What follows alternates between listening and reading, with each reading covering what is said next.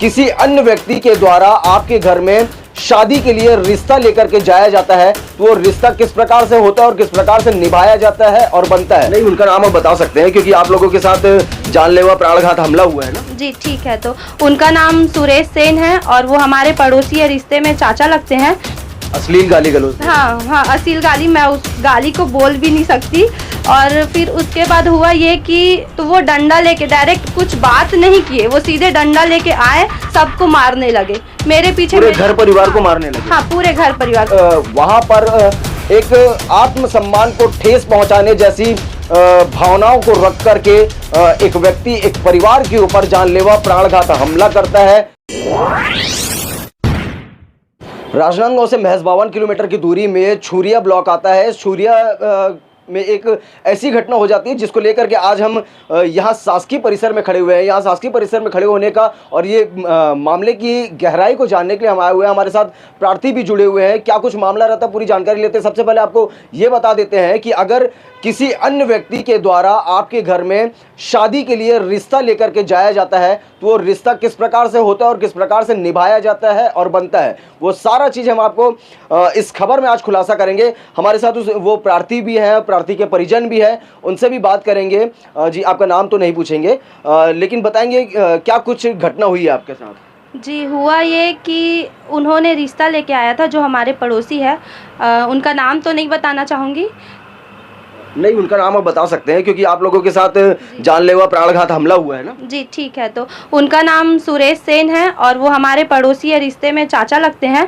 तो पहले हमारा उनके साथ रिश्ता घर टाइप का था, अच्छा खासा था। तो उन्होंने रिश्ता लेके आए और तो हम लोग भी एग्री हो गए थे। हमारा हाँ था, मम्मी आपके लिए रिश्ता लेकर? हाँ, मेरे लिए रिश्ता लेकर आए थे, तो हमारे साइड से हाँ था। फिर उसके बाद हुआ ये कि मम्मी फैमिली में पूछूंगी बोली। फिर मम्मी फैमिली में पूछी तो फैमिली वाले बोले कि अभी तैयारी नहीं हुई है हमारी और इस बार नहीं करेंगे, नेक्स्ट ईयर ट्राई करते हैं। तो फिर हमारी मम्मी बोली उनको जाके कि इस बार अभी नहीं करते हम लोग, अगले साल देखते हैं ऐसे करके।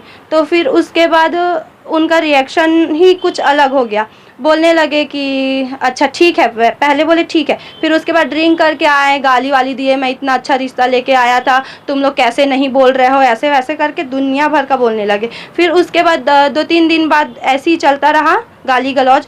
फिर लास्ट में तो इतना हद कर दिए, इतना अनाप शनाप बोलने लगे। फिर उसके बाद अश्लील गाली गलौज। हाँ हाँ, अश्लील गाली, मैं उस गाली को बोल भी नहीं सकती।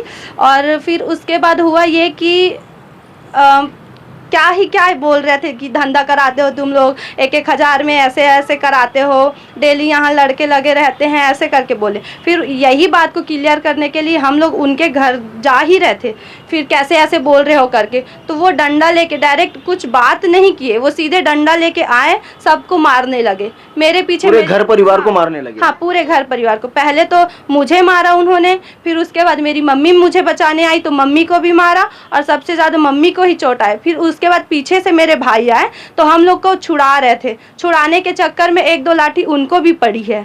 अच्छा। हाँ, मेरी मम्मी बेहोश हो गई थी। फिर मम्मी को लेके हम लोग सीधे हॉस्पिटल आ गए। राजनांदगांव के हॉस्पिटल? जी नहीं, पहले छुरिया के हॉस्पिटल गए, वहाँ से रिफ़र किया मम्मी को, सीधे राजनांदगांव लेके जाओ बोले। फिर हम लोग अभी पेंड्री हॉस्पिटल में आए हैं।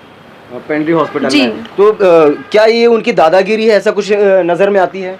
अब इसको क्या ही बोला जाएगा, ज़बरदस्ती तो कोई रिश्ता जोड़ा नहीं जा सकता है ना। तो अब ये ज़बरदस्ती ही हुआ, तो ये दादागिरी में ही तो आएगा। अच्छा, कि अब क्या करते हैं वो जो आपके चाचा जी हैं, वो क्या करते हैं? वो प्यून है तहसील में, तहसील कार्यालय में प्यून है। तो ये किस चीज़ का दबाव बना करके आप लोगों के ऊपर लाठीचार्ज कर दिए हैं, इतना खून खराबा हो गया है आप लोगों के साथ में? उनका कहना ये था कि मैं इतना अच्छा रिश्ता लेके आया हूँ, तुम लोग कैसे नहीं बोल रहे हो, तुम लोग कैसे नहीं बोल रहे हो, हाँ क्यों नहीं बोल रहे हो, क्या परेशानी है, मैं तो खर्चा करने के लिए मैं भी तैयार था, ये सब बोलने लगे। तो अरे भाई, घर परिवार का भी तो राय होता है। तो हमारा कहना यही था, बस इतना ही था। और जात पात को लेके भी बोलते हैं कि तुम लोग महार हो, तुम लोग ये हो, तुम्हारे घर में बैठने लायक नहीं है, पानी पीने लायक नहीं है तुम लोग, ऐसे बोलते हैं। इस विषय को लेकर के आपने कहाँ गए, कोई प्रशासनिक जगह पर? प्रशासनिक जगह पर तो नहीं गए पहले। अब मम्मी की हालत ही ख़राब हो गई थी, वो बेहोश हो गई थी। हमारे घर कोई दौड़ धूप करने वाला नहीं है, तो भाई सीधा लेके हॉस्पिटल गए और कोई थाना जाने के लिए भी नहीं था। तो हम लोग सब लोग मम्मी को लेके हॉस्पिटल गए, वहाँ से तुरंत रिफ़र कर दिए। तो हम लोग अपनी खुद की गाड़ी में फिर राजनांदगांव लेके आए। खुद की गाड़ी जी। में। तो अभी अब क्या और भी डर बना हुआ है उनका? अब इतना बड़ा हादसा हुआ है तो उनके लिए डर तो रहेगा ही, और छोटे छोटे बच्चे भी हैं हमारे घर, कल को वो छोटे छोटे बच्चों पर भी हमला कर सकता है। क्या मांग करते हैं आप? यही कि उसको सज़ा मिलनी चाहिए कि ऐसा क्यों किया उसने। और तो अपने स्थानीय थाने पे आप एफआईआर करने के लिए जाएंगे? जी बिल्कुल।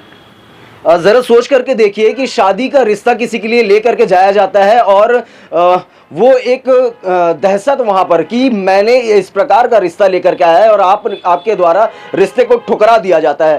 तो कहीं ना कहीं ये भी माना जा सकता है कि परिवार शायद उस समय सक्षम ना हो या किसी की सहमति ना हो। किसी भी प्रकार से परिवार जो है अपने संग पे नहीं है, लेकिन वहाँ पर एक आत्मसम्मान को ठेस पहुंचाने जैसी भावनाओं को रख करके एक व्यक्ति एक परिवार के ऊपर जानलेवा प्राणघात हमला करता है, कई लोगों को चोटिल भी कर देता है। अब देखना तो ये रहेगा कि आखिरकार ये प्रार्थियों की बात कहाँ तक की सुनी जा सकती है और अब रिश्ते की बात और परिवार का भरोसा किस प्रकार से लोगों में समझ में आता है। योर वॉइस सीजी न्यूज़ के साथ सौरभ ताम्रकार, राजनांदगांव।